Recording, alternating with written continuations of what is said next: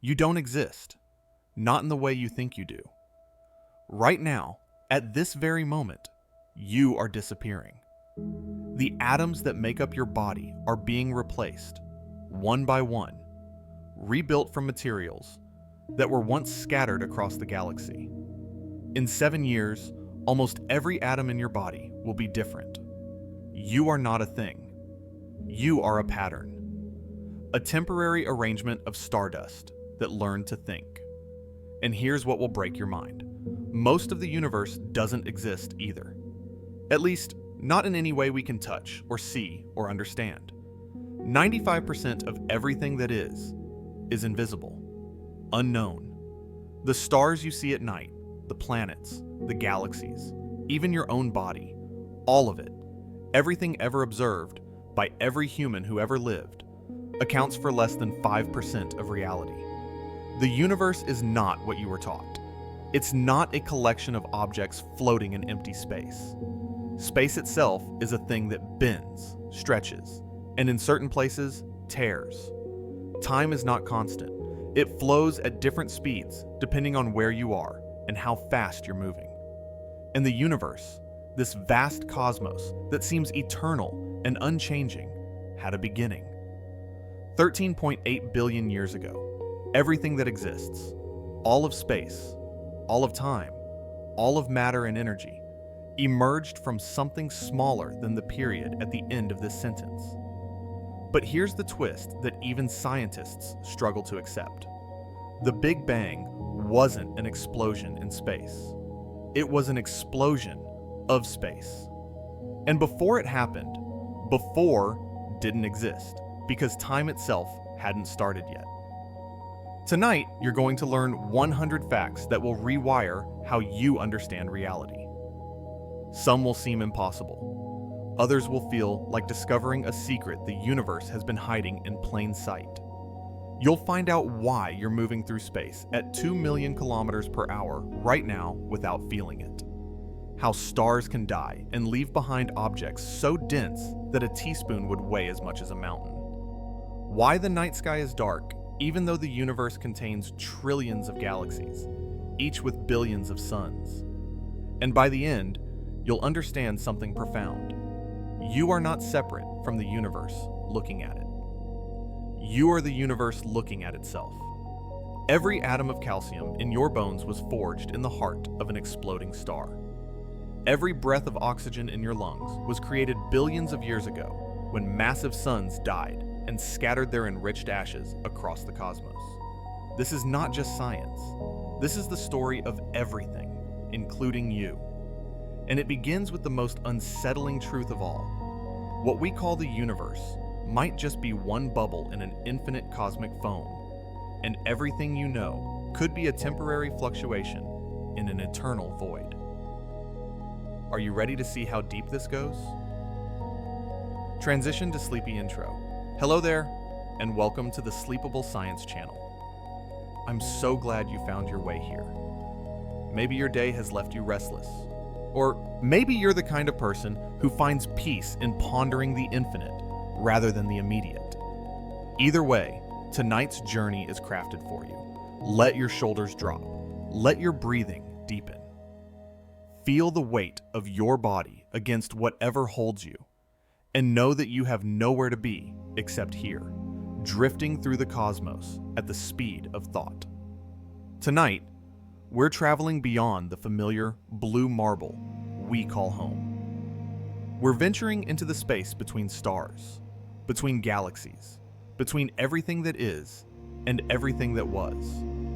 We'll explore the universe not as textbook facts to memorize, but as whispered secrets to carry with you into sleep. Some of what you hear will surprise you. Much of it will humble you. All of it is true, as far as our best instruments and brightest minds can determine.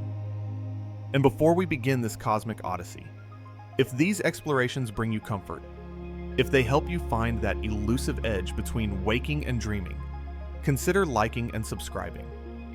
It helps others discover this quiet corner of the internet where science meets serenity, one sleepy soul at a time. Now, let the universe unfold around you. Close your eyes if you wish. The stars will still be there when you open them again. The birth of everything. The universe began not with a bang, but with an inconceivably rapid expansion of space itself. Around 13.8 billion years ago, according to our best measurements, all of space, time, matter, and energy emerged from a state so dense and hot that the laws of physics as we understand them break down. This moment, which we call the Big Bang, was not an explosion in space. It was the explosion of space, the sudden blooming of the cosmic fabric from something infinitesimally small into something that would one day contain hundreds of billions of galaxies, each holding hundreds of billions of stars. But here's where it gets strange. What we call the Big Bang, the moment when everything began, might not have been the beginning at all. Scientists now believe that in the first unimaginably brief instant after the universe appeared, something extraordinary happened that rewrites everything we thought we knew. In a time span so short that calling it a fraction of a second is generous, less than a trillionth of a trillionth of a trillionth of a second, the universe didn't just expand, it exploded in size. From smaller than an atom to larger than a galaxy. This is cosmic inflation, and it happened faster than you can blink by a factor so large that numbers become meaningless. The theory of cosmic inflation, proposed by physicist Alan Guth in 1980, suggests that in the first 10 to the negative 32 seconds after the Big Bang, the universe underwent exponential expansion so rapid that it grew by a factor of at least 10 to the 26 in less time than light takes to cross the width of a proton. To put that in perspective, if a coin inflated at the same rate, it would become larger than the entire observable universe today, in less time than it takes a photon to move the width of an atomic nucleus. This sounds like science fiction, but inflation solves real problems that plagued cosmologists for years, and the evidence strongly suggests it actually happened. One such problem was the horizon problem. When we look at the cosmic microwave background radiation, the faint afterglow of the Big Bang that fills all of space, we see that it has almost exactly the same temperature in every direction we look. It's uniform to within 1 part in 100,000. But according to the original Big Bang theory without inflation, regions on opposite sides of the sky should never have been in contact with each other. They're too far apart, and light hasn't had enough time since the Big Bang to travel between them. So how could they have the same temperature? They should be different, like 2 pots of water heated separately. Inflation solves this elegantly. Before the inflationary expansion, the entire observable universe was compressed into a region tiny enough that all parts of it could reach the same temperature. Then inflation stretched this small, uniform patch to cosmic scales. The regions that now appear on opposite sides of the sky were once neighbors, close enough to equilibrate to the same temperature before being rapidly separated by inflation's exponential expansion. Another problem was the flatness problem. Measurements of the geometry of the universe show that space is remarkably flat, meaning that parallel lines stay parallel and the angles of a triangle sum to 180 degrees, just like in ordinary Euclidean geometry. But according to Einstein's general relativity, the geometry of space depends critically on its total density. If the density differs from a precise critical value even slightly, the universe should curve noticeably. And over billions of years, any tiny deviation from flatness should grow larger and larger. The fact that our universe is so flat today means it must have been extraordinarily flat in the early moments, which seems like an incredible coincidence. Inflation explains this too. The exponential expansion during inflation stretched space so dramatically that any initial curvature was smoothed out. Like inflating a balloon makes its surface appear flatter and flatter. No matter what the geometry was before inflation, afterward it would be driven extremely close to flatness. The inflationary model also predicted something remarkable that we can actually observe today. The quantum fluctuations, tiny random variations in the energy field that drove inflation, would be stretched to cosmic scales by the expansion. These fluctuations would create slight density variations in the early universe, and these variations would eventually become the seeds for all the structure we see today. Galaxies, stars, and planets all trace their origins back to quantum ripples during inflation. When scientists studied the cosmic microwave, background radiation in exquisite detail using satellites like WMAP and Planck, they found exactly the pattern of fluctuations that inflation predicted. The amplitude and distribution of hot and cold spots in the microwave background match inflationary models with stunning precision. This is one of the most successful predictions in the history of cosmology. The Big Bang created only the lightest elements. In the first 3 minutes after the universe began, as it expanded and cooled, nuclear reactions synthesized primordial hydrogen, deuterium, helium, and trace amounts of lithium. Everything heavier than these light elements would have to wait. They would be forged later, in the nuclear furnaces of stars and the violent explosions of supernovae.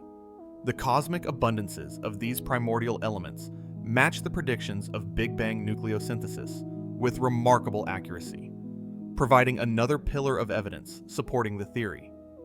From the beginning, the universe was not made of the familiar matter we know.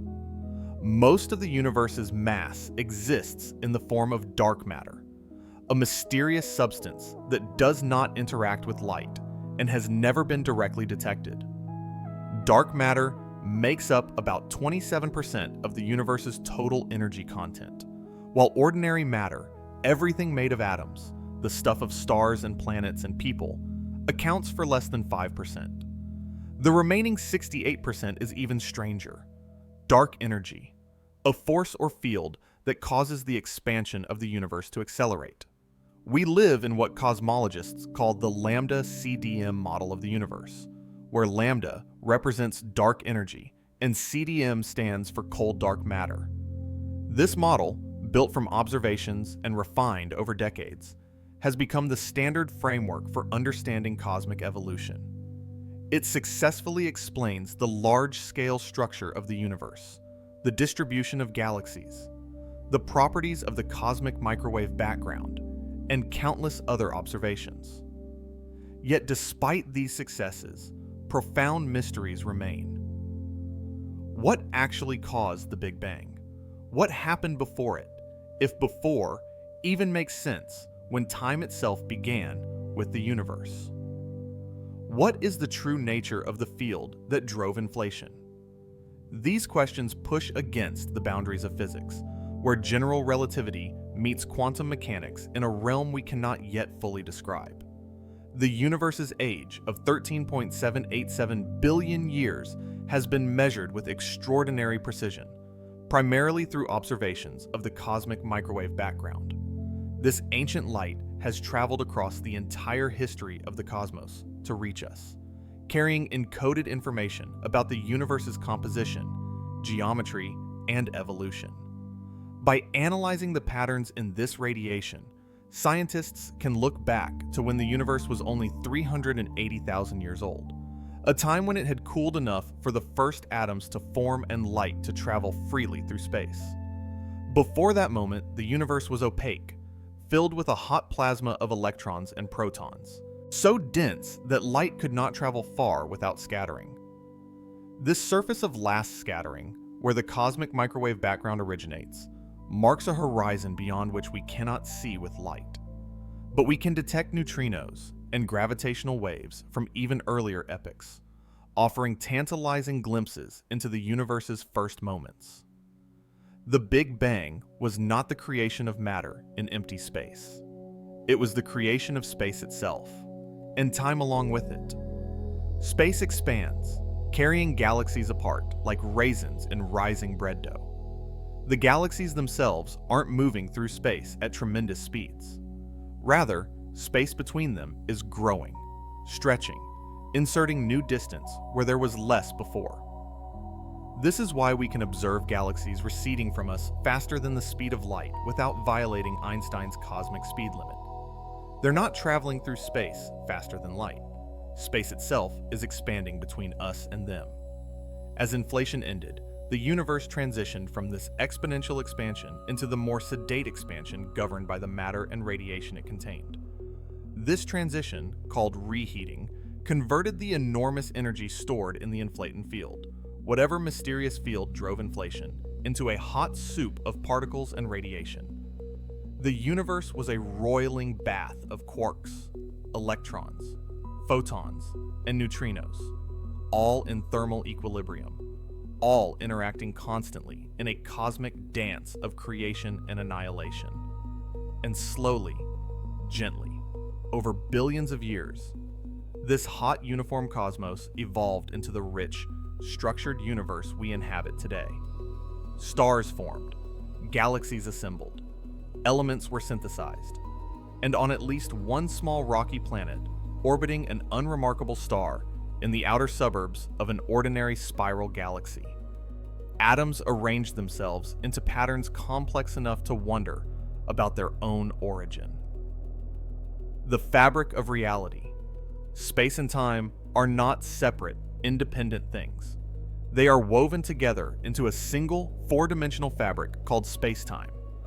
This revolutionary insight, developed by Albert Einstein in his 1905 special theory of relativity and expanded in his 1915 general theory of relativity, fundamentally changed how we understand the universe.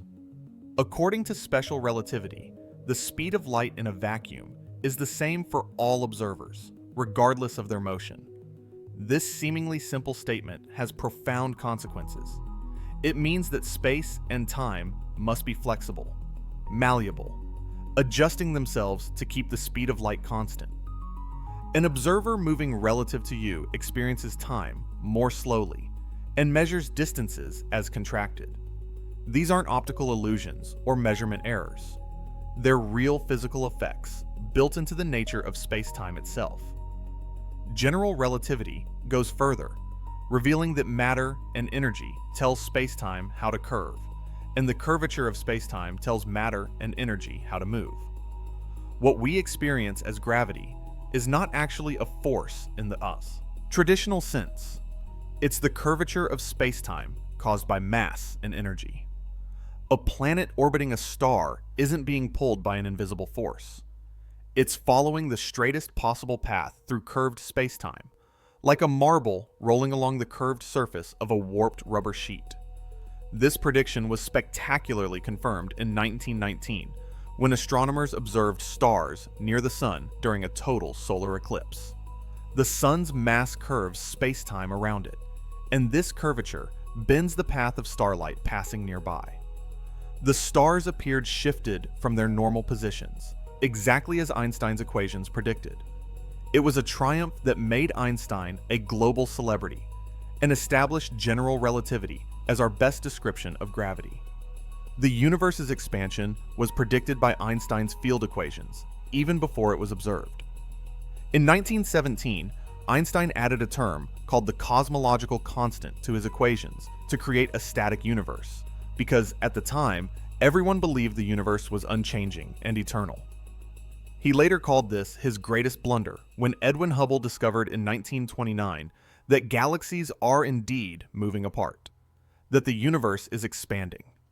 Space itself is stretching, and this expansion is described by a quantity called the scale factor, which measures how much larger the universe is now compared to any earlier time. As space expands, light waves traveling through it get stretched too, their wavelengths growing longer and shifting toward the red end of the spectrum. This cosmological redshift is how we measure the expansion. The more distant a galaxy is, the more its light has been redshifted, and the faster it's moving away from us. This relationship between distance and recession velocity is called Hubble's law. The farther away a galaxy is, the faster space is expanding between us and it. The Hubble constant, which quantifies this relationship, has been one of the most important numbers in cosmology. modern measurements place its value at about 67 to 73 kilometers per second per megaparsec, though there's currently some tension between different measurement methods that cosmologists are working to resolve. The observable universe has a finite size because light has only had a finite time to reach us since the Big Bang. But the universe beyond what we can observe may be infinite. We simply don't know. The part we can see, our observable universe, extends about 46.5 billion light years in every direction, giving a total diameter of about 93 billion light years. You might wonder how the universe can be only 13.8 billion years old, but 93 billion light years across. Shouldn't light have only been able to travel 13.8 billion light years in that time? The answer lies in the expansion of space. Light from the most distant galaxies we can see has been traveling for about 13.8 billion years, but during that time, space has been expanding, carrying those galaxies farther and farther away. By now, the galaxies that emitted the light we see today are much farther than 13.8 billion light years away. They've been carried to about 46.5 billion light years from us by the expansion of space. There's a cosmic horizon, a boundary beyond which we cannot observe anything, not because of technological limitations, but because of the fundamental physics of light and expansion. Light from beyond this horizon hasn't had enough time since the Big Bang to reach us yet. As time goes on, this horizon expands, and we can see farther. More galaxies come into view. But because the universe's expansion is accelerating, driven by dark energy, there's another horizon, called the cosmic event horizon. This marks the boundary of regions that we can ever, even in principle, have causal contact with in the future. Galaxies beyond about 16 billion light years from us right now are already beyond the cosmic event horizon. Even if we sent a light signal toward them today, traveling at the ultimate cosmic speed limit, it would never reach them. The expansion of space would always carry them away faster than our signal could approach. In a universe with accelerating expansion, there are galaxies we can see now, whose futures are forever disconnected from our own. The curvature of space-time doesn't just affect light. It affects everything, including the flow of time itself. Clocks run slower in stronger gravitational fields, meaning time passes more slowly near massive objects than it does far away from them. This is called gravitational time dilation, and it's not a theoretical curiosity. It's a real, measured effect that GPS satellites must account for to maintain accuracy. Satellites orbiting high above Earth experience time passing slightly faster than clocks on the ground because they're in a weaker gravitational field. Near extremely massive objects like black holes, time dilation becomes dramatic. As you approach the event horizon of a black hole, time slows down relative to distant observers. If you watched someone falling toward a black hole, you would see them slow down, their movements becoming more and more sluggish as they approach the horizon, never quite seeming to cross it. But from their own perspective, nothing strange happens. They fall through the horizon in finite time, though they can never send information back out to tell you about it. Space-time can be warped not just by mass, but by energy as well, and by pressure, and even by momentum and stress. Einstein's field equations relate all these properties of matter and energy to the curvature of space-time through an elegant but complex set of mathematical relationships. Solving these equations for realistic situations is extraordinarily difficult, and much of modern cosmology involves finding approximate solutions or running computer simulations to understand how space-time behaves. The cosmic microwave background radiation provides a snapshot of the universe when it was 380,000 years old. At that time, the universe had cooled enough that electrons and protons could combine to form neutral hydrogen atoms, a process called recombination. Before recombination, the universe was ionized, meaning electrons were separate from atomic nuclei, and photons scattered constantly off these free electrons. The universe was opaque to light, like being inside a thick fog. But once recombination occurred and neutral atoms formed, photons could travel freely. The light that was released at that moment has been traveling through space ever since, cooling and stretching as the universe expanded. Today, it reaches us as microwave radiation with a temperature of about 2.725 Kelvin, just a few degrees above absolute zero. This cosmic microwave background bathes all of space uniformly, a relic of the universe's hot youth, now cooled by 13 billion years of cosmic expansion. By studying tiny temperature variations in the cosmic microwave background, cosmologists can learn about the density and composition of the early universe, test theories of inflation, and measure fundamental parameters like the age, geometry, and expansion rate of the universe. These temperature variations, about 1 part in 100,000, represent the seeds of all cosmic structure. Regions that were slightly denser than average had slightly stronger gravity and would eventually pull in more matter, forming the first stars, then galaxies, then clusters of galaxies, building up the cosmic web of structure we see today. Space is flat, or at least extremely close to flat, on large scales. This means the geometry of the universe follows the rules of Euclidean geometry. Parallel lines stay parallel. The angles of a triangle sum to 180 degrees.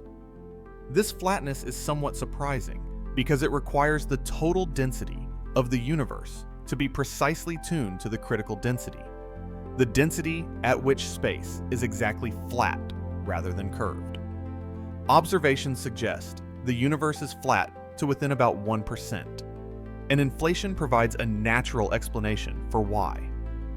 The expansion of space is not happening outward from a central point. There is no center of the universe, no edge that expansion is moving away from. Instead, every point in space is expanding away from every other point. If you could somehow stand outside the universe and watch it expand, every galaxy would appear to be at the center of the expansion, with all other galaxies moving away from it. This is hard to visualize in three-dimensional space, but it's easier to understand by analogy. Imagine the surface of a balloon with dots marked on it representing galaxies. As you inflate the balloon, every dot moves away from every other dot, but there's no single point on the surface that is the center of the expansion. The expansion is happening everywhere at once. Over cosmic timescales, the expansion of space will continue to shape the universe's evolution. Galaxies will drift farther apart.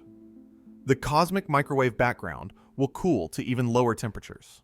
And driven by dark energy, this expansion will accelerate, carrying distant galaxies beyond our cosmic horizon, making them forever invisible to future observers.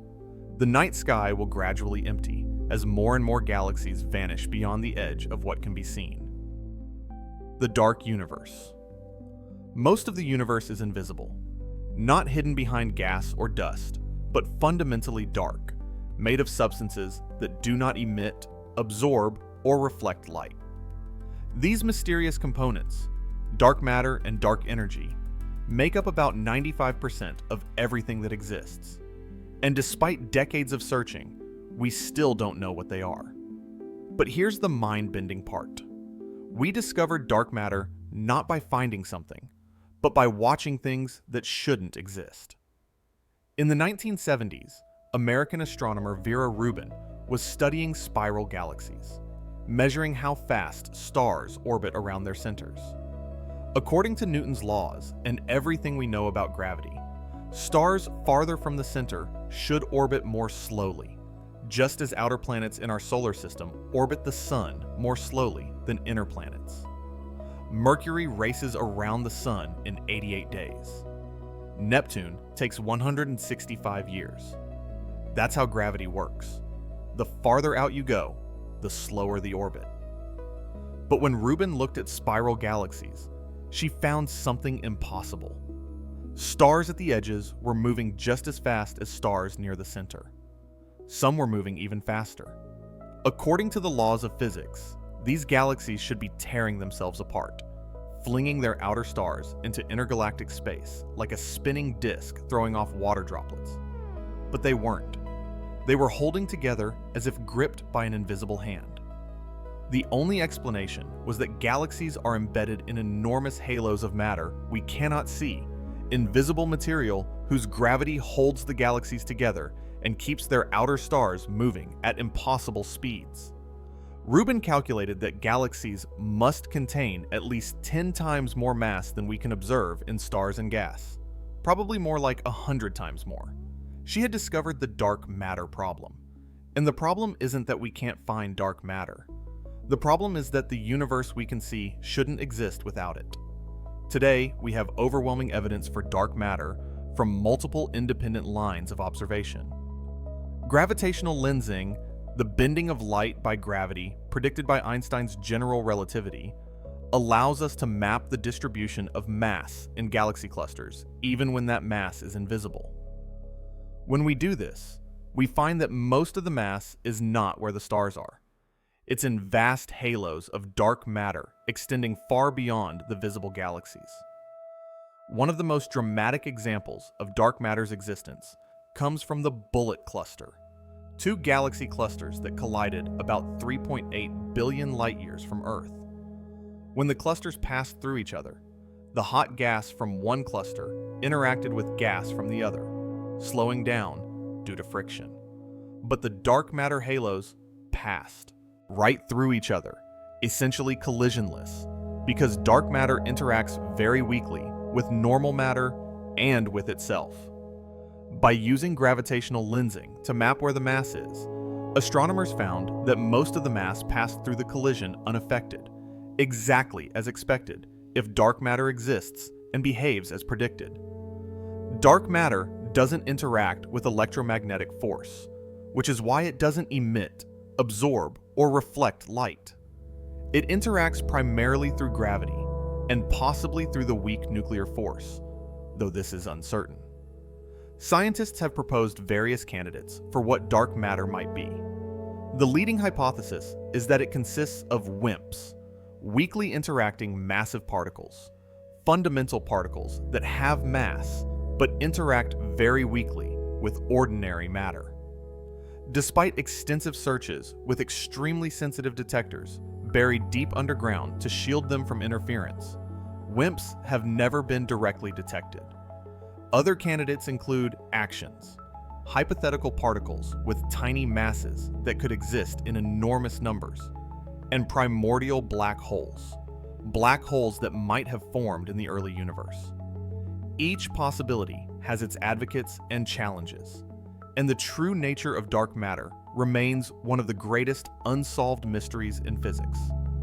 While dark matter may be mysterious, at least we know it exists, and we can map its distribution by observing its gravitational effects. Dark energy is even stranger. It wasn't predicted by theory. It was discovered by accident in 1998, when scientists found the exact opposite of what they were looking for. Two independent teams of astronomers were studying distant supernovae, trying to measure something everyone thought they already knew: how much gravity was slowing down the universe's expansion. Every physicist expected the same result. The universe is full of matter. Matter has gravity. Gravity pulls things together. Therefore, the expansion that began with the Big Bang must be gradually slowing down over time. It was just a question of how much. Type Ia supernovae are stellar explosions that have a consistent peak brightness, making them excellent standard candles for measuring cosmic distances. If you know how bright something really is, and you measure how bright it appears, you can calculate how far away it is. By observing distant Type Ia supernovae, billions of light years away, astronomers could measure the expansion rate of the universe at different points in its history and calculate how much it had slowed. They pointed their telescopes at the distant universe. They collected their data. They ran their calculations, and the answer was wrong. Completely, impossibly wrong. The universe's expansion wasn't slowing down. It was speeding up. distant supernovae were fainter than expected, meaning they were farther away than they should be. Something was pushing galaxies apart, causing space to expand at an accelerating rate. The universe was acting as if repelled by an invisible anti-gravity force. The teams checked their data obsessively, convinced they'd made an error. No one wanted to announce that the universe was accelerating. It violated everything they thought they understood. But after months of verification, the conclusion was inescapable. The expansion of the universe is not just continuing, it's getting faster, and no one knows why. Whatever is causing this acceleration has been dubbed dark energy. But that name is really just a placeholder for our ignorance. We don't know what dark energy is, where it comes from, or why it exists. What we can say, based on the evidence, is that it behaves in ways that challenge our understanding of physics. The simplest explanation, and the one that best fits current observations, would be Einstein's cosmological constant, the term he added to his equations in 1917 to create a static universe, and later called his greatest blunder. If the cosmological constant has a small positive value, it would act like a repulsive force permeating all of space, causing the universe to expand at an accelerating rate. A cosmological constant would represent a constant energy density everywhere in space. As the universe expands and new space is created, more dark energy would come into existence because there's more volume for it to fill. This implies something counterintuitive. Unlike matter and radiation, whose densities decrease as the universe expands and things spread out, dark energy's density would stay constant. Which means that as the universe grows, dark energy becomes increasingly dominant compared to everything else. The data suggests that about 5 billion years ago, dark energy began to dominate the universe's energy budget, and the expansion started to accelerate. Before that, matter's gravity was strong enough to slow the expansion, though never enough to stop or reverse it. But as the universe expanded and matter spread out, its gravitational influence weakened. Meanwhile, if dark energy is indeed a cosmological constant, its influence stayed constant. Eventually, it took over. Alternative theories have been proposed to explain what we observe without invoking a cosmological constant. Some researchers suggest dark energy might be a field, similar to the field that could have driven inflation, slowly rolling down a potential energy curve and evolving over time. Others propose modifications to general relativity itself that would produce acceleration without requiring dark energy at all. Recent observations from the Dark Energy Spectroscopic Instrument have even hinted that dark energy might not be constant, but could evolve, though these results remain preliminary and require confirmation. What we can say with confidence is that observations are most consistent with dark energy behaving like a cosmological constant. But we have no good explanation for why it has the value it does, which brings us to one of physics' deepest puzzles. The cosmological constant problem is one of the deepest puzzles in theoretical physics. When quantum field theory calculates the expected energy density of empty space, the answer is about 10 to the 120 times larger than the observed value of dark energy.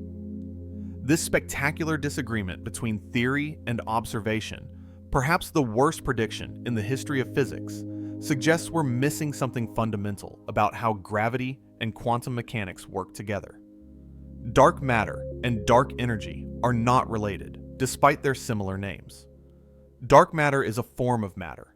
It clumps together under gravity and helps galaxies and galaxy clusters form. Dark energy is a property of space itself, causing it to expand at an accelerating rate. They affect the universe in opposite ways. Dark matter pulls things together. Dark energy pushes them apart.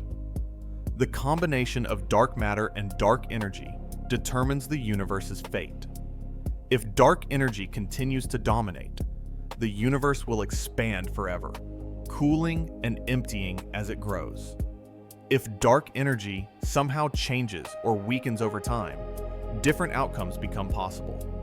recent observations from the Dark Energy Spectroscopic Instrument have hinted that dark energy might not be constant, but could evolve over time, though these results are not yet conclusive. If confirmed, they would require us to rethink our understanding of the universe's composition and future. Detecting dark matter directly remains a major goal of particle physics. Experiments deep underground, shielded from cosmic rays, are searching for the rare interactions that might occur when dark matter particles collide with ordinary matter. Scientists are also looking for dark matter indirectly by searching for the particles that might be produced when dark matter particles annihilate each other in regions of high dark matter density, like the centers of galaxies. Some recent observations have sparked excitement about possible dark matter detections. In 2025, analysis of gamma-ray data from the center of the Milky Way revealed a halo of high-energy photons that match predictions for dark matter particle annihilation. The energy spectrum and spatial distribution of these gamma rays align well with models of WIMPs with masses about 500 times that of a proton. However, scientists remain cautious, knowing that other astrophysical processes could potentially produce similar signals. The search for dark matter is one of the most active areas of experimental physics, with detectors around the world hunting for any sign of these elusive particles. The Large Hadron Collider is also searching for dark matter by trying to create it in high-energy particle collisions, and astronomers continue to refine maps of dark matter's distribution across the universe using gravitational lensing and other techniques, hoping that better understanding its behavior will provide clues to its identity. Whatever dark matter and dark energy turn out to be, their existence reminds us how much we still have to learn about the universe. The familiar matter that makes up stars, planets, and people is only a small fraction of what exists. Most of reality is dark, hidden, waiting to be understood.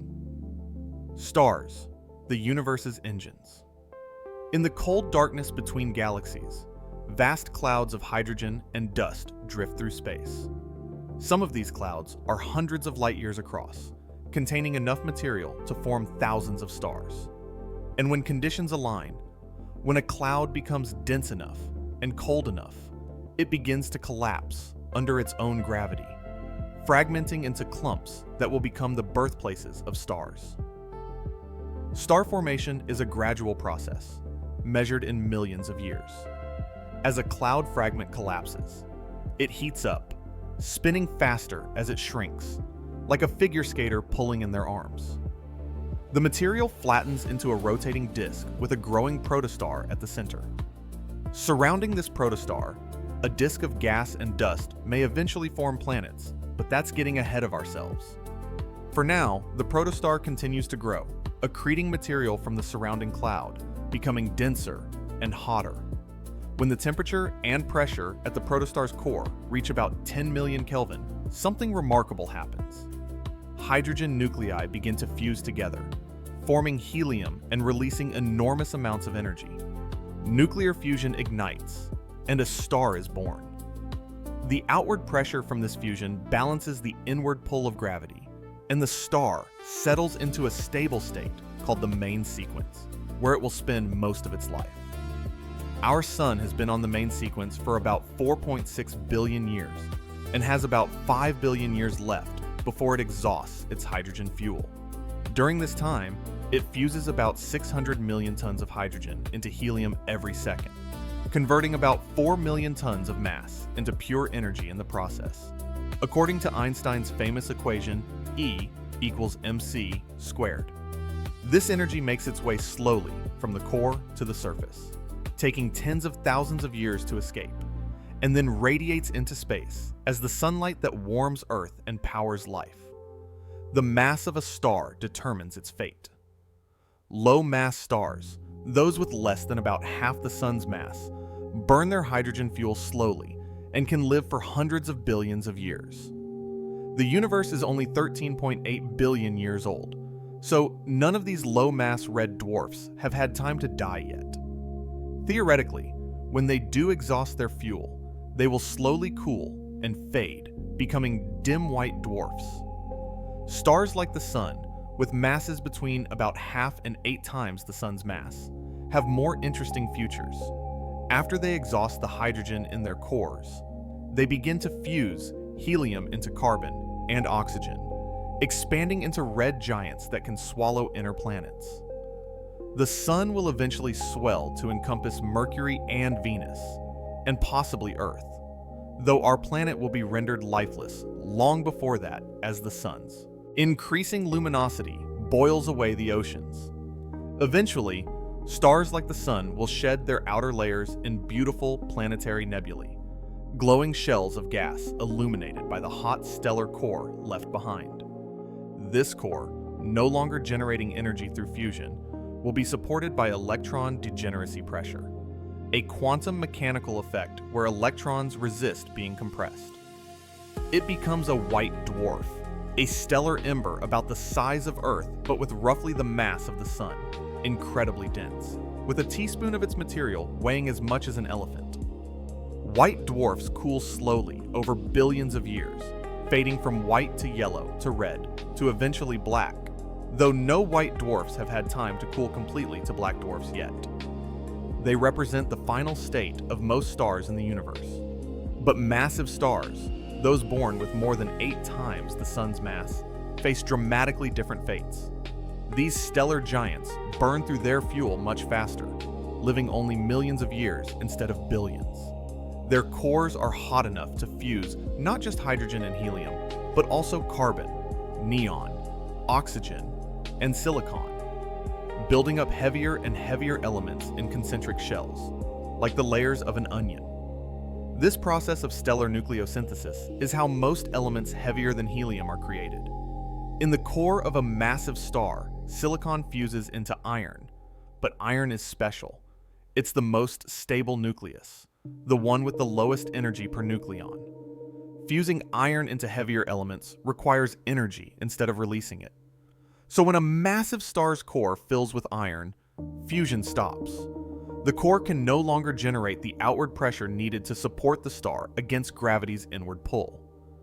What happens next is catastrophic. The iron core collapses in less than a second, falling inward at nearly 1/4 the speed of light. Electrons are forced into protons, creating neutrons and releasing enormous numbers of neutrinos. The core becomes so dense that neutrons themselves start to resist compression through a quantum effect called neutron degeneracy pressure. The collapsing material rebounds off this incompressibly dense core, sending a shockwave outward through the star. This shockwave blasts the star apart in a supernova explosion, one of the most energetic events in the universe. For a few weeks, a single supernova can outshine an entire galaxy, releasing in seconds more energy than the Sun will emit in its entire 10 billion year lifetime. The explosion disperses the star's outer layers into space, enriching the interstellar medium with carbon, oxygen, silicon, iron, and all the elements synthesized during the star's life and death. But that's not all. The supernova itself creates elements even heavier than iron through rapid neutron capture, the ER process. In the intense conditions of the explosion, heavy nuclei rapidly absorb neutrons faster than they can decay, building up elements like gold, platinum, and uranium. Every atom of gold in every ring or coin on Earth was forged in a supernova explosion billions of years ago. What remains after the supernova depends on the core's mass. If it's between about 1.4 and 3 times the mass of the Sun, it becomes a neutron star, an object so dense that its protons and electrons have merged into neutrons. A neutron star is typically only about 20 kilometers across, but contains more mass than the Sun. A teaspoon of neutron star material would weigh billions of tons. Some neutron stars spin rapidly and emit beams of radiation from their magnetic poles. As the star rotates, these beams sweep across space like lighthouse beams, and if they happen to point toward Earth, we detect regular pulses of radiation. These objects, called pulsars, can spin hundreds of times per second, powered by their rotational energy. The first pulsar was discovered in 1967 by Jocelyn Bell Burnell, who initially thought the regular pulses might be signals from extraterrestrial intelligence. They're now known to be nature's most precise clocks, rotating with such regularity that they can be used to detect gravitational waves and test general relativity. If the stellar core is more than about 3 times the sun's mass, nothing can stop its collapse. Not electron degeneracy pressure, not neutron degeneracy pressure, nothing. The core collapses into a point of infinite density called a singularity, surrounded by a region from which nothing, not even light, can escape. A black hole is born. Not all supernovae come from massive stars. Type Isa supernovae, the ones used to discover dark energy, occur in binary star systems, where a white dwarf accretes material from a companion star. When the white dwarf's mass exceeds the Chandrasekhar limit of about 1.4 solar masses, it can no longer support itself and undergoes catastrophic collapse, igniting all its carbon and oxygen at once in a thermonuclear explosion that completely destroys the star. Because these explosions occur at a consistent mass, they have consistent peak brightnesses, making them excellent standard candles for measuring cosmic distances. The life cycle of stars is cosmic recycling on a grand scale. Stars form from clouds, enriched by previous generations of stars. They synthesize heavier elements in their cores. They die, often violently, dispersing these elements into space, and the enriched material joins new clouds that will form new stars, continuing the cycle. Every atom in your body, except hydrogen, was created in a star, either through stellar nucleosynthesis during its life or explosive nucleosynthesis during its death. You are literally made of stardust. Population 3. Stars, the hypothetical first generation of stars in the universe, would have formed from pristine hydrogen and helium created in the Big Bang, with no heavier elements at all. These stars would have been massive, hundreds of times the sun's mass, burning brilliantly and dying quickly in pair instability supernovae that left no remnants behind, only dispersed their synthesized elements into space. Population 3 stars have never been observed, but they must have existed to create the elements we see in later generations of stars. Today's stars, called Population 1 million, are enriched with heavy elements from countless previous stellar generations. The Sun is about 2% heavy elements by mass, enough to form rocky planets and eventually life.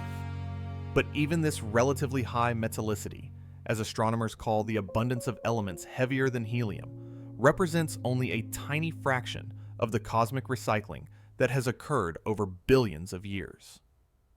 Stars are not randomly distributed through the universe. They gather in galaxies, bound together by gravity and dark matter, into vast stellar cities containing billions or trillions of individual suns. And it's to these galaxies we turn our attention next.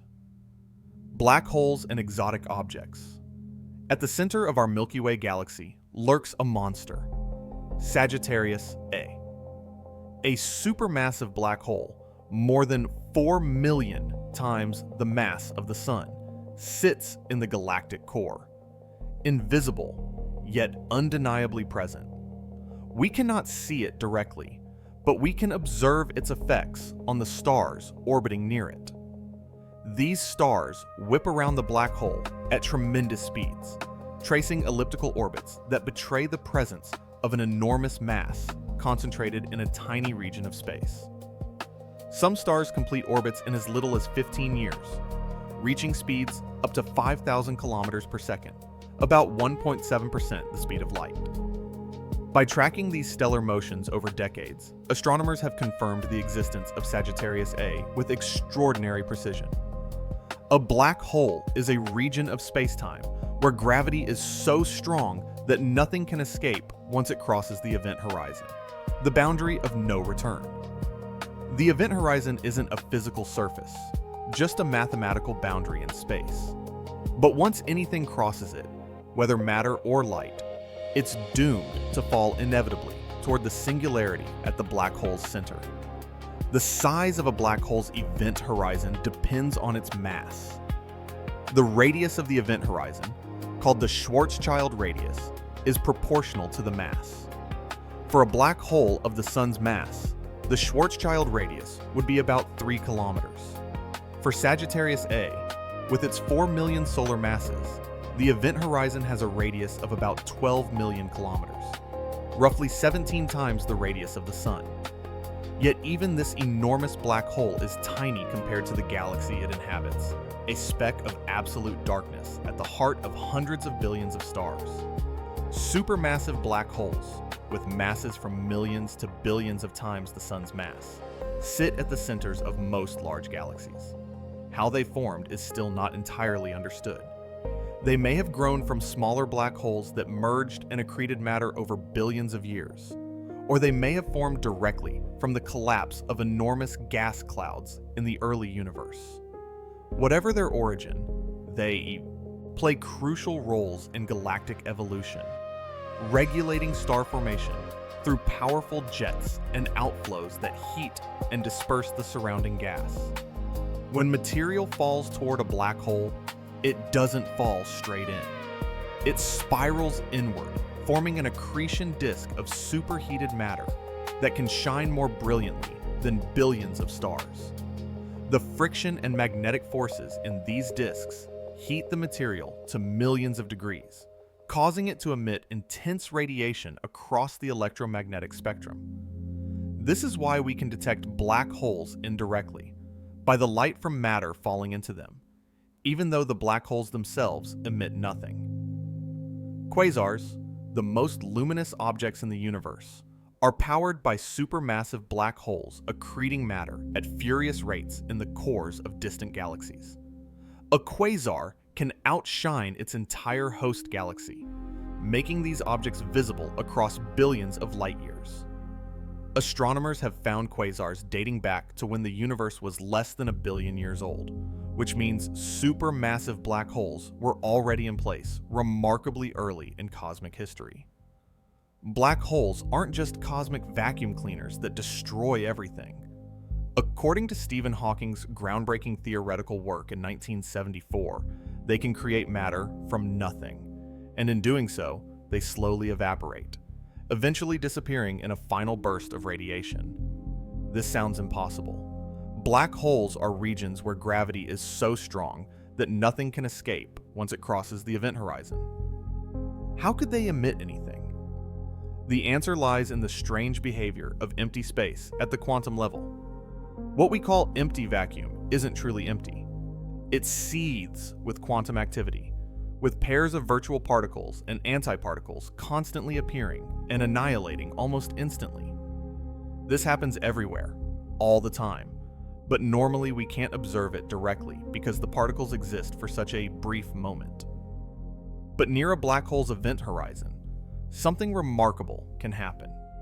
When a particle-antiparticle pair appears right at the edge of the horizon, one particle might fall in while the other escapes. To a distant observer, it appears as if the black hole has emitted a particle. This is Hawking radiation, and it means black holes have temperature. They can radiate energy. They can lose mass. Given enough time, they can evaporate completely. What makes this especially mind-bending is the relationship between a black hole's mass and its temperature. Larger black holes are colder. Smaller black holes are hotter. A black hole with the mass of our Sun would have a temperature of about 60 nanokelvins, far colder than the cosmic microwave background radiation that bathes all of space. Such a black hole would actually gain energy by absorbing this background radiation faster than it loses energy through Hawking radiation. It would grow, not shrink, but if you could create a microscopic black hole, it would be incredibly hot and would evaporate almost instantly in a burst of particles and radiation. This prediction, while never directly observed due to the extreme weakness of Hawking radiation from any realistic black hole, has profound implications for our understanding of quantum mechanics, thermodynamics, and the ultimate fate of the universe. The evaporation timescale depends on mass. Based on Hawking's calculations, a black hole of 1 solar mass would take approximately 10 to the 67 years to evaporate completely. A supermassive black hole would take vastly longer, on the order of 10 to the 100 years or more. These timescales are so enormous that they make the current 13.8 billion year age of the universe seem like an eye blink. But they mean that in the unimaginably distant future, even black holes will eventually fade away, leaving behind only radiation dispersed across an ever-expanding void.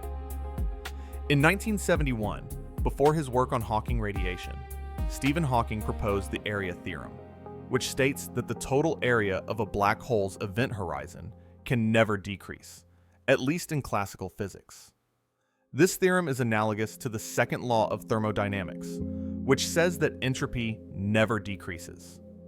Indeed, black holes are thermodynamic objects, and the area of their event horizons is proportional to their entropy.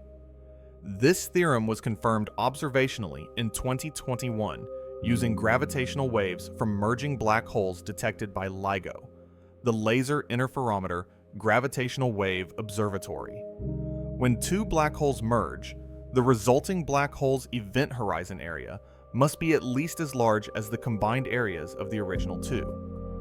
In the merger observed, this held true, with the final black hole's horizon area exceeding the sum of its progenitors.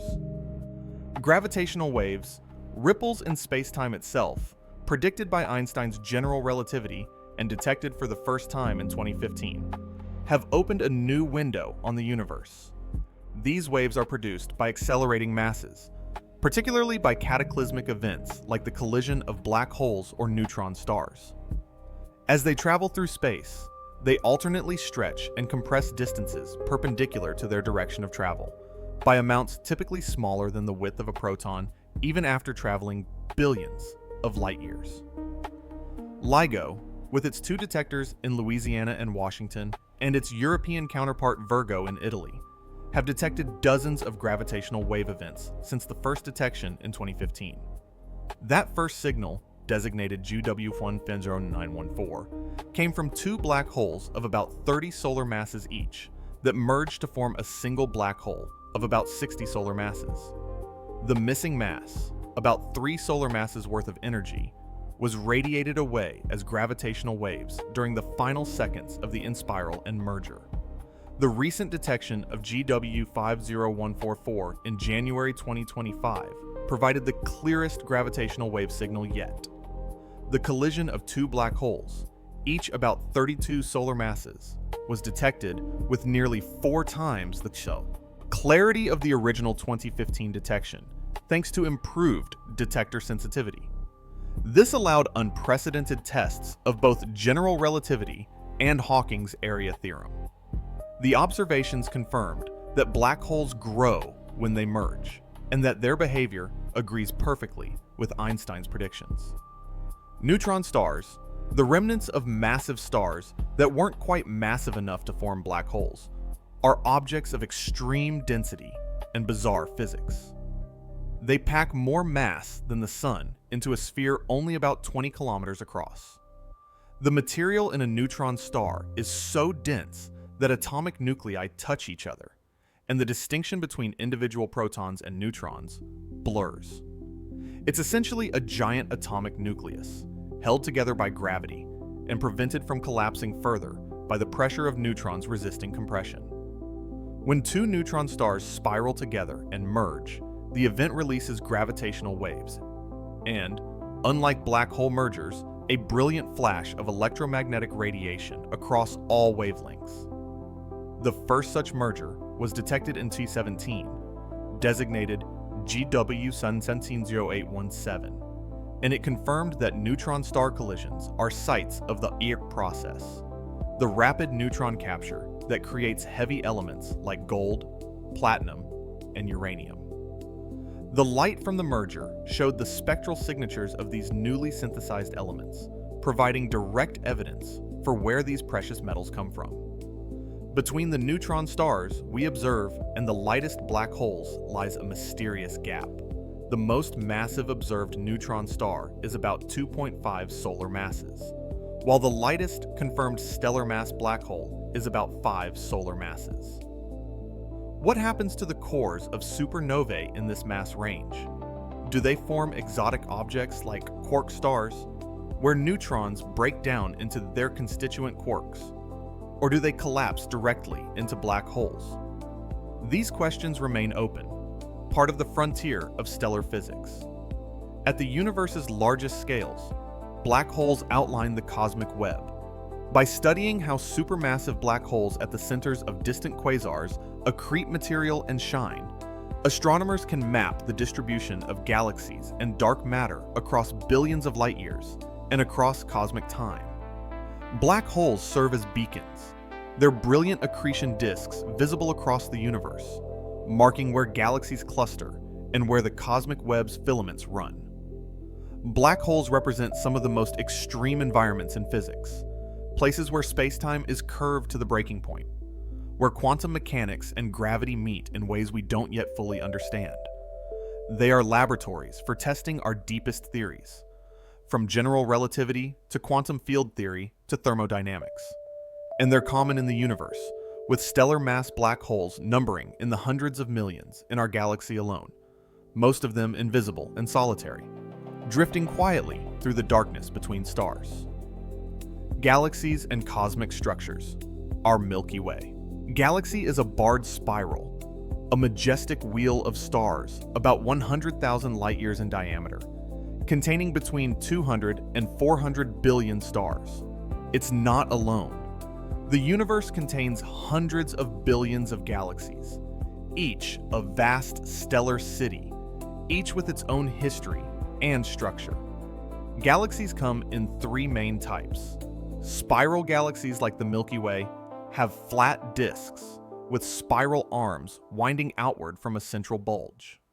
Elliptical galaxies range from nearly spherical to elongated shapes and contain mostly older stars with little ongoing star formation. Irregular galaxies lack defined structure and are often the result of gravitational interactions or mergers. The Andromeda Galaxy, our nearest large galactic neighbor at about 2.5 million light-years away, is also a spiral galaxy, somewhat larger than the Milky Way.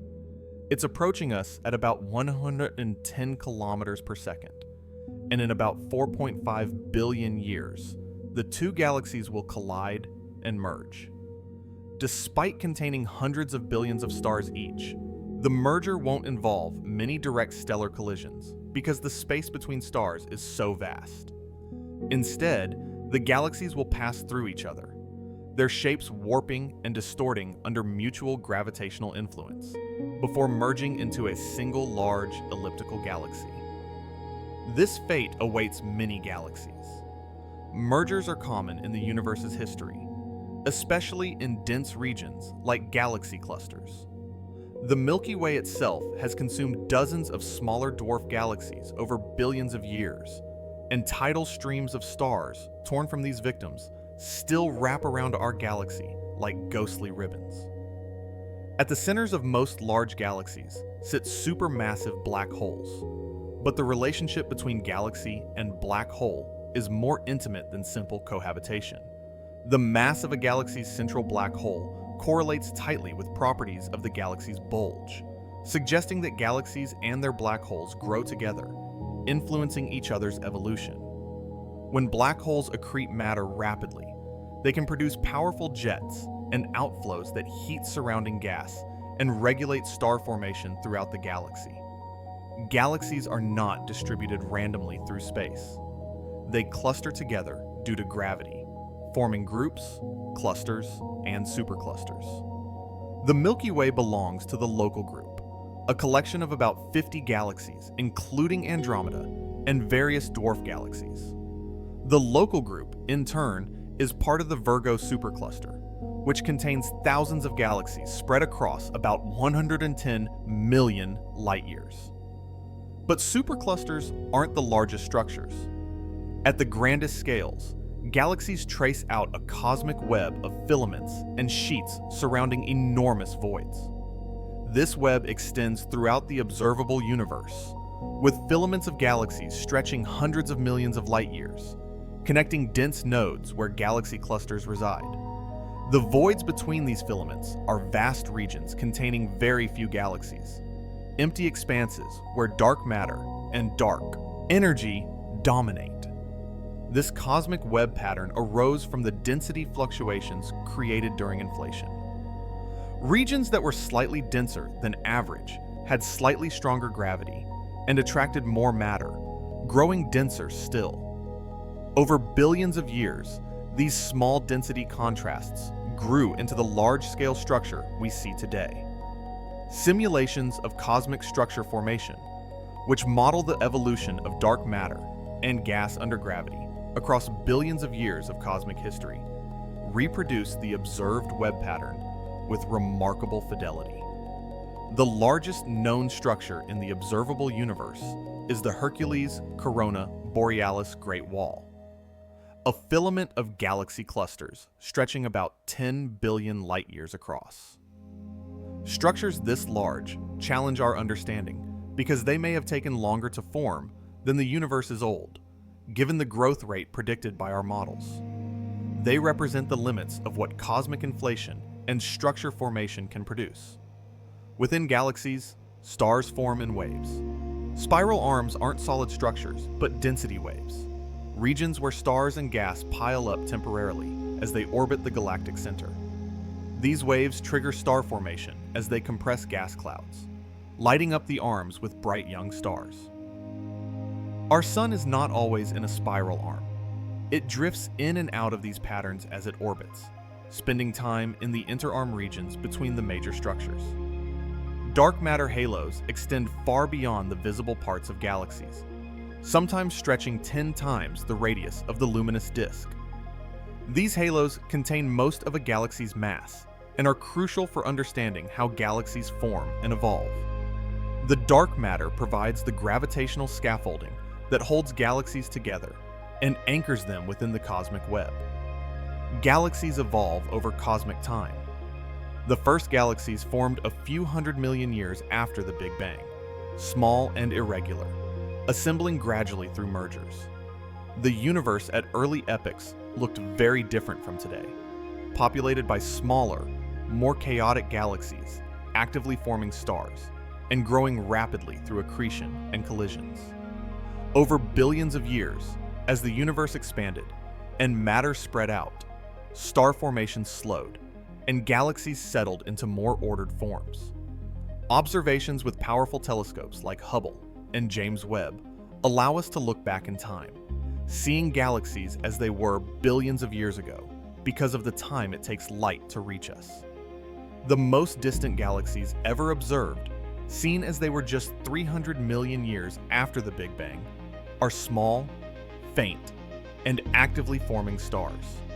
They represent cosmic adolescence, the era when the universe's first significant structures were taking shape. Galaxy clusters, the largest gravitationally bound structures in the universe, can contain thousands of galaxies and have masses of 1 billion times the sun's mass.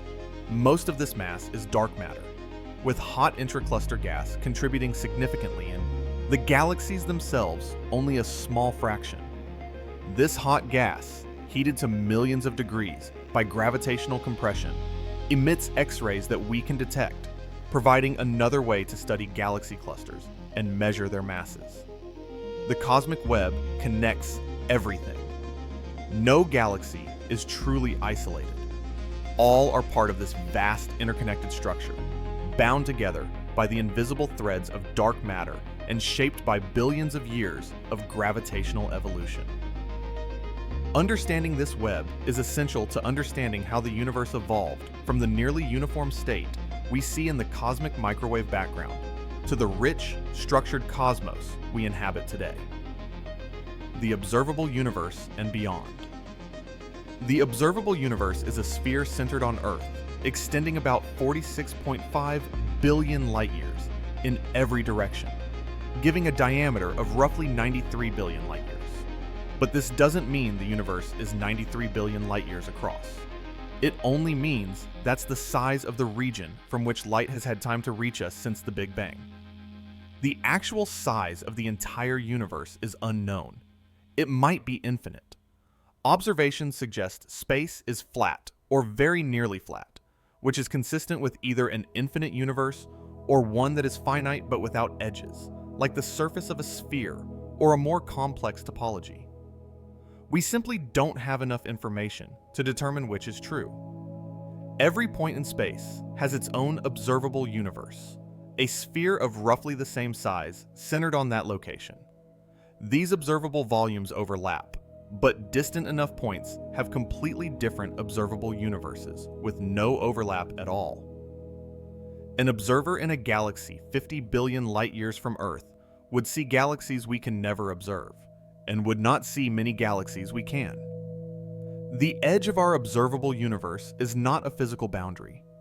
It's simply the limit set by the speed of light and the age of the universe. As time passes, this boundary expands, and we can see farther.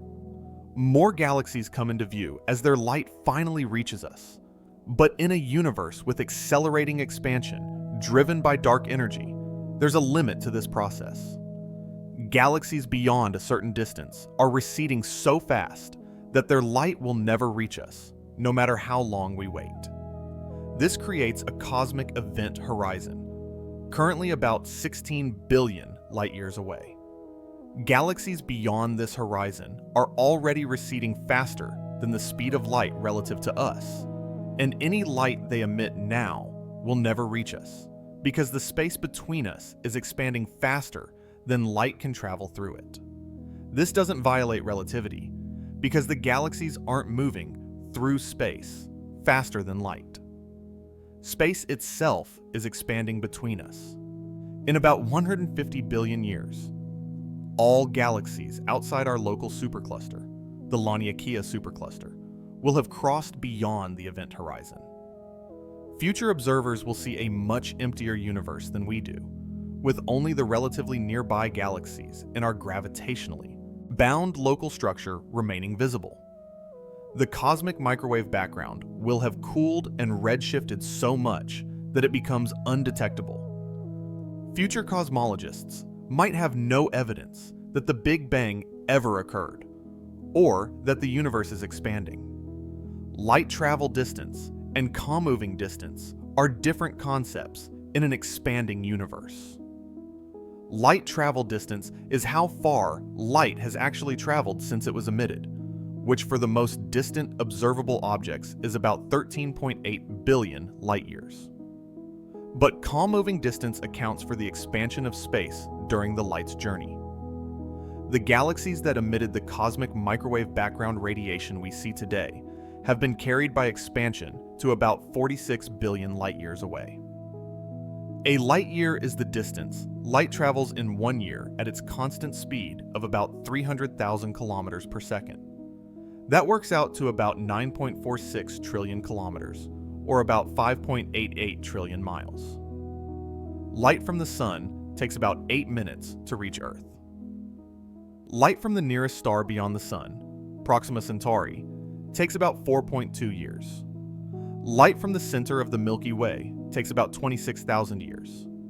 These vast distances strain human comprehension. If you could travel at the speed of light, crossing our galaxy from edge to edge would take 100,000 years. Reaching Andromeda would take 2.5 million years. And the most distant galaxies we can see are more than 13 billion light-years away in light travel distance, their light having crossed the cosmos for nearly the entire age of the universe. The observable universe contains an estimated 2 trillion galaxies, though this number is uncertain and could be higher.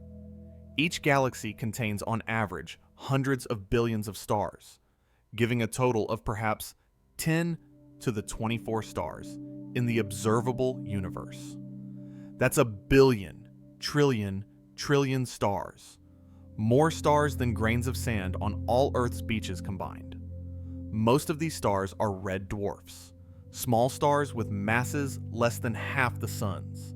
Red dwarfs are dim and long-lived, capable of burning for hundreds of billions or even trillions of years. They're so faint that despite being the most numerous stars in the universe, we can't see a single one with the naked eye. All the stars visible in the night sky are either more massive than red dwarfs or much closer than average. The farthest galaxy ever observed, as of recent observations with the James Webb Space Telescope, existed only about 300 million years after the Big Bang. Its light has been traveling for over 13 billion years to reach us. When we observe this galaxy, we're not seeing it as it is now. We're seeing it as it was in cosmic childhood, when the universe was only about 2% of its current age. By now, this galaxy has evolved, merged with others, or perhaps been disrupted entirely. We cannot know its current state because no information about it traveling at the speed of light could have reached us yet. Every image of the distant universe is a look back in time. The night sky is a temporal mosaic, with nearby stars showing us the universe as it was years or decades ago. Distant galaxies showing us how the universe looked millions or billions of years ago, and the cosmic microwave background revealing the universe as it appeared 13.8 billion years ago when it first became transparent to light. There are regions of the universe we will never see, not because they don't exist, but because their light hasn't had time to reach us, and, in an accelerating universe, may never reach us. Beyond our cosmic horizon lies more universe, perhaps infinitely more, forever beyond observation. This is both humbling and tantalizing. We can observe only a finite sphere, a bubble of causally connected space-time, while the true universe may extend far beyond, full of galaxies, stars, and perhaps even life that we can never detect. Some cosmologists have speculated about what might exist beyond our observable horizon. If inflation occurred, it would have created a much larger region than we can observe, perhaps even an infinite universe. If different regions underwent different amounts of inflation, they might have different physical properties, different values for fundamental constants, perhaps even different laws of physics. This idea, called eternal inflation, suggests our observable universe might be one bubble in a vast cosmic froth, a multiverse of bubble universes with varying properties. These ideas are speculative and may be untestable, lying beyond the reach of observational science. But they remind us that the observable universe, vast as it is, might represent only a tiny fraction of all that exists.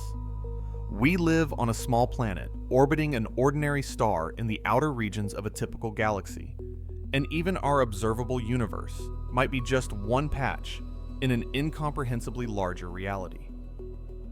The future and fate of the universe. If current observations hold true, the universe will not end in fire, but in ice. The accelerating expansion driven by dark energy will continue, stretching space at an ever-increasing rate, until the cosmos becomes a cold, dark, empty expanse dotted with isolated remnants cooling toward absolute zero. This scenario, called the Big Freeze or heat death, has been the most likely fate based on evidence gathered over the past 25 years. But here's where the story takes an unexpected turn. We might have been wrong. In 2024 and 2025, observations from the Dark Energy Spectroscopic Instrument revealed something that has cosmologists questioning everything they thought they knew about the universe's future. The data suggests that dark energy might not be constant after all. Instead, it appears to have been stronger in the past and may be weakening now. If these preliminary results are confirmed, they would revolutionize our understanding of cosmic fate. A weakening dark energy could mean the universe's expansion will slow, perhaps eventually entering a coasting phase, where it neither accelerates nor decelerates. Some interpretations even suggest the possibility, though far from certain, that dark energy could weaken so much that gravity eventually wins, causing the expansion to reverse in a big crunch, the opposite of the Big Bang. But the data also hints at another, more disturbing possibility.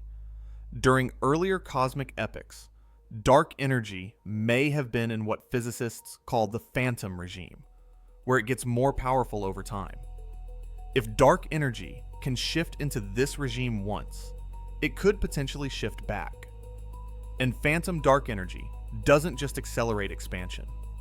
It accelerates at an accelerating rate, eventually growing so powerful that it rips apart galaxies, solar systems, planets, and eventually atoms themselves in what's called the Big Rip. The truth is, we don't know which scenario will play out. The observations require confirmation and further study. What we can say is that the universe's fate is less certain than we believed just a few years ago. The cosmos may hold surprises we haven't anticipated. For now, the heat-death scenario remains the leading prediction, assuming dark energy behaves as a cosmological constant. In this future, the accelerating expansion will continue driving galaxies farther apart until eventually the universe becomes cold, dark, and nearly empty. Star formation will continue for a while, perhaps another trillion years or so, using up the remaining gas in galaxies. But eventually, the supply of raw material will be exhausted. The last stars will form, ignite, and live out their lives.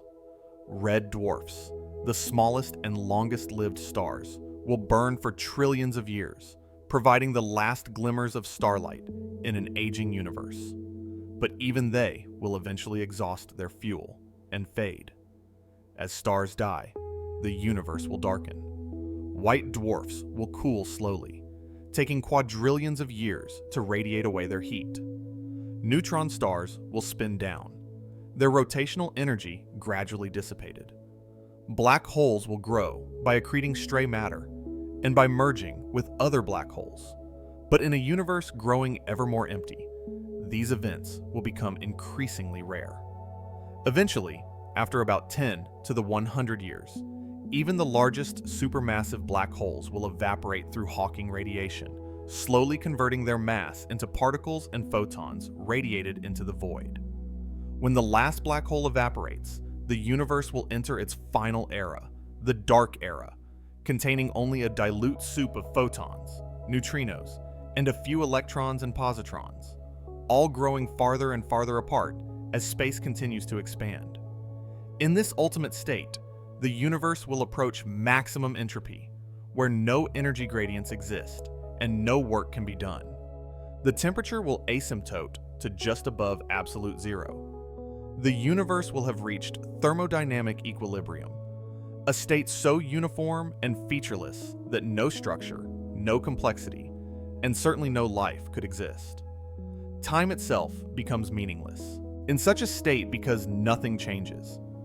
This heat-death scenario assumes dark energy remains constant, behaving as a cosmological constant. But recent observations have hinted that dark energy might evolve over time. If dark energy weakens, the expansion could slow, perhaps even stop, and the universe might ultimately recollapse in a big crunch, the opposite of the Big Bang. If dark energy strengthens, the expansion could accelerate so rapidly that it tears apart galaxies, solar systems, planets, and eventually atoms themselves in a big rip. The Big Rip scenario occurs if dark energy is in a phase called phantom dark energy, where its density increases as the universe expands, rather than remaining constant. In this case, the universe's expansion would accelerate at an accelerating rate. First, galaxy clusters would be torn apart as the expansion overwhelms their gravitational binding. Then galaxies themselves would dissolve. Solar systems would be disrupted. Eventually, the accelerating expansion would grow so strong that it would overcome the electromagnetic forces, holding molecules and atoms together, ripping them apart. The universe would end, not with a whimper, but with a violent tearing of the fabric of reality itself. Current evidence slightly favors a constant dark energy, a cosmological constant, though uncertainty remains.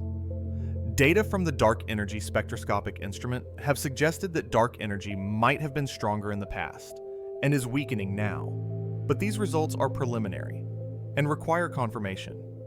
If true, they would revolutionize our understanding of dark energy and the universe's fate. Another possibility, less favored by current observations, is a cyclic universe, where big bangs and big crunches repeat eternally. In this model, the universe expands, reaches a maximum size, and then contracts back to a singularity, which somehow bounces and produces a new Big Bang. Each cycle might last trillions of years, with conditions in each cycle potentially different. But this model faces challenges, particularly with entropy. The second law of thermodynamics says entropy increases, and it's unclear how entropy could decrease between cycles to reset the universe to a low entropy state. Roger Penrose has proposed a different kind of cyclic model called conformal cyclic cosmology. In this model, the universe expands forever, eventually reaching a state where only massless particles remain. At this point, Penrose argues, the concepts of distance and time lose meaning, and the end of one universe can be mapped mathematically to the beginning of another. Each universe's end seeds the next beginning in an infinite sequence. This model is highly speculative and controversial, but it represents creative thinking about cosmic eschatology. Regardless of which scenario proves correct, the timescales involved are almost incomprehensibly vast. The universe is currently 13.8 billion years old, still in its stellar youth. Stars will continue forming for another trillion years or more, a period nearly 100 times longer than the universe has existed so far. White dwarfs will take 1,000,000 trillion years to cool. Black holes will evaporate on timescales of 10 to the 100 years or longer. These numbers dwarf human comprehension, extending into deep time, where our intuitions fail completely. Some have wondered whether life could survive such a distant future. Could sufficiently advanced civilizations find ways to extract energy from the expansion of space itself? Could they harness the evaporation of black holes? These questions veer into speculation, but they're not entirely idle. If the universe lasts effectively forever in some form, and if intelligence can persist and adapt, perhaps life's story need not end with the last star. More pessimistically, the current accelerating expansion may limit how much of the universe's future civilizations can access. As galaxies recede beyond the cosmic horizon, they become permanently unreachable, their resources forever beyond grasp. The observable and accessible universe shrinks over time, isolating our local gravitationally bound structures from the rest of reality. In about 100 billion years, any civilizations in our galaxy, or its merged remnant with Andromeda, would see a very different universe than we do. And here's the unsettling part. They would have no way to discover the truth about reality. The cosmic microwave background would have cooled and redshifted so much that it becomes undetectable, fading into noise, indistinguishable from the universe's own quantum fluctuations. Distant galaxies would have vanished beyond the cosmic horizon, carried away by accelerating expansion until their light can never reach our local island of matter. With no evidence of expansion, no cosmic microwave background, and no distant galaxies showing redshift, future scientists would see a static island universe containing only their local galaxy group, surrounded by infinite empty darkness. They would be brilliant scientists using advanced instruments.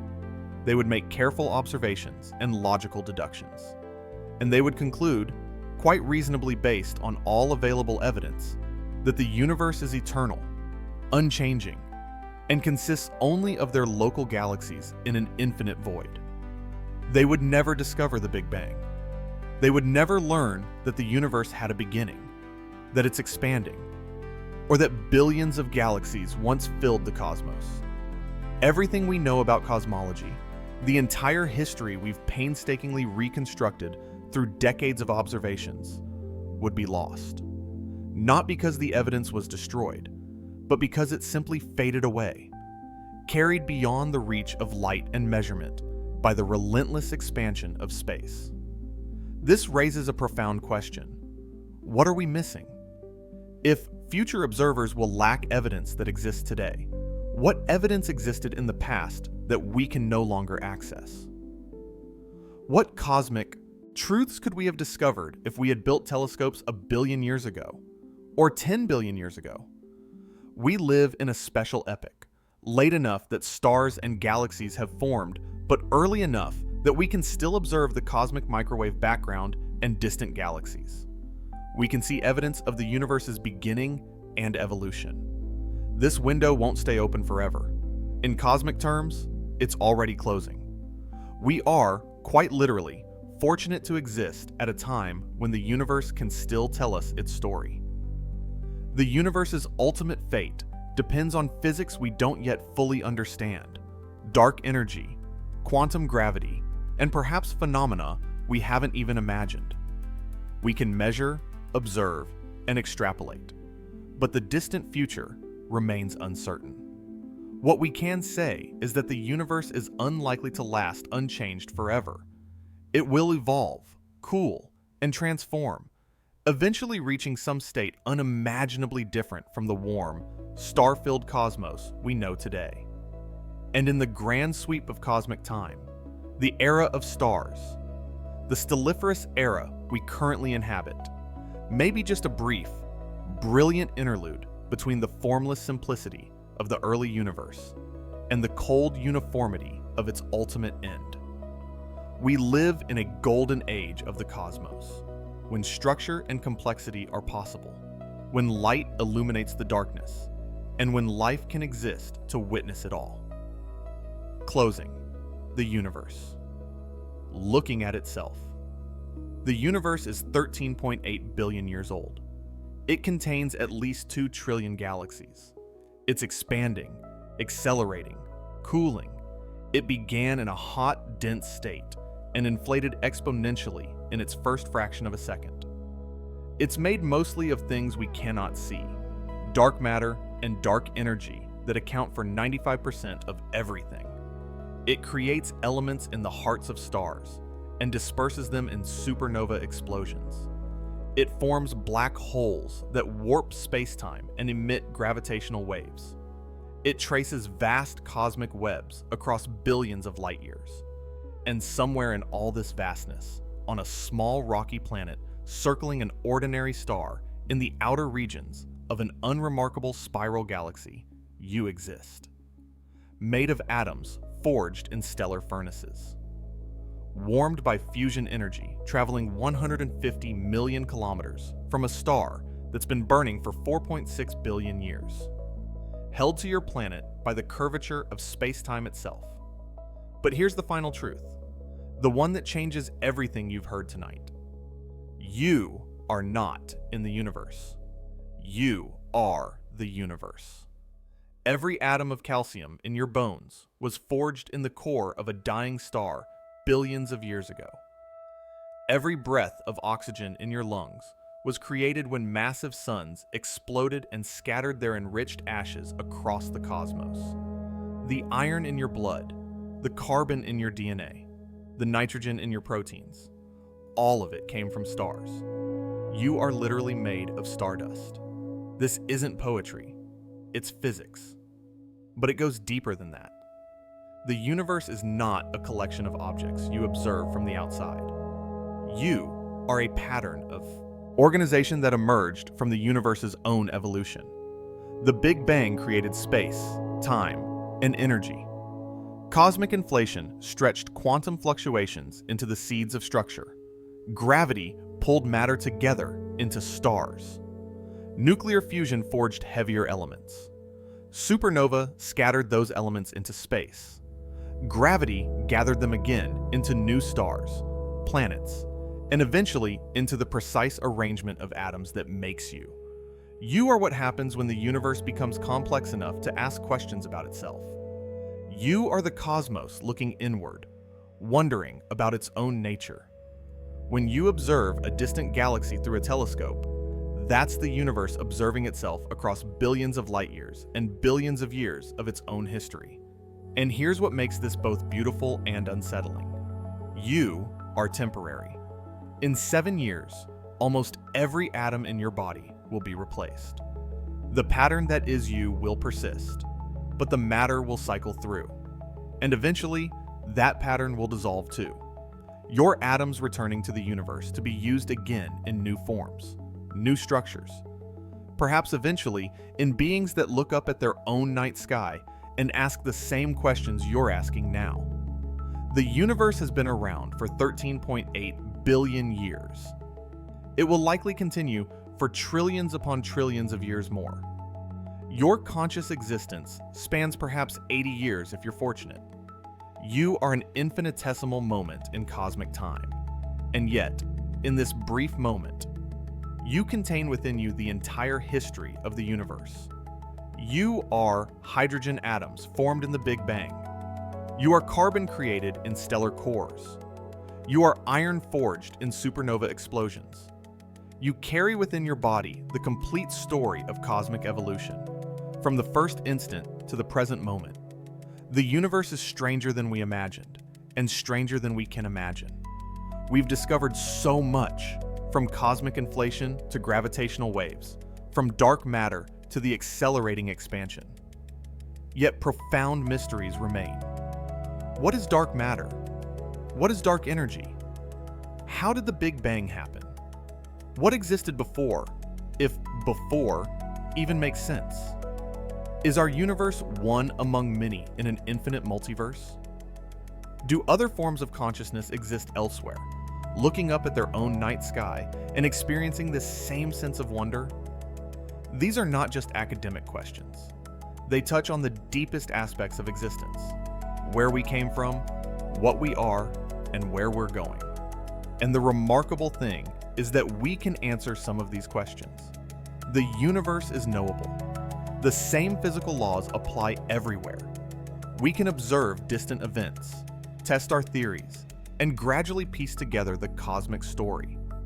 The universe doesn't hide from us. It reveals itself to patient, careful inquiry. Tonight, you've traveled from the Big Bang to the possible heat death of the universe. From quantum fluctuations, smaller than atoms, to structures spanning billions of light years. From the first fraction of a second when inflation stretched space to the distant future, when the last black holes evaporate. You've learned that most of reality is invisible, that space itself can stretch faster than light, that time flows at different rates, that you're moving through space at millions of kilometers per hour without feeling it. But the most important fact is this: none of this is separate from you. You are not an observer looking at the universe from the outside. You are the universe expressing itself in one particular form for one brief, brilliant moment. And when that moment ends, when your atoms scatter and rejoin the cosmic cycle, they will carry forward the story of everything that came before, ready to become new stars, new planets, new forms of complexity we cannot yet imagine. You don't exist outside the story of the universe. You are the story. You are what happens when matter organizes itself into patterns complex enough to comprehend its own existence. You are the universe waking up and wondering about itself. And that might be the most astonishing fact of all. So rest now. Let your mind settle. Let your breathing slow. The universe will continue its slow cosmic dance while you sleep. Dark energy will keep stretching space. Stars will keep fusing hydrogen. Galaxies will keep drifting through the void. Black holes will keep warping space-time. And you, a temporary pattern of stardust, will be carried along on this cosmic journey, whether you're awake to witness it or not. If these 100 facts have given you a sense of perspective, if they've helped you see yourself as part of something vast and beautiful, If they've sparked wonder or simply provided a gentle path toward sleep, then they've served their purpose. The universe will still be here tomorrow, still expanding, still evolving, still full of mysteries waiting to be discovered. Consider subscribing if you'd like more journeys through the cosmos, more peaceful explorations of the strange and beautiful nature of reality, more quiet facts to carry with you into dreams. It helps others find their way here, one curious mind at a time. For now, close your eyes. You are floating through space at millions of kilometers per hour on a planet orbiting a star in a galaxy moving through an expanding universe. You are made of atoms forged in the hearts of dying stars. You are a thought thinking itself. You are the universe experiencing itself. And that is enough. Sleep well. Dream of starlight. And remember, you are not alone in the universe. You are the universe, temporarily concentrated into a form that can wonder about its own nature. Good night.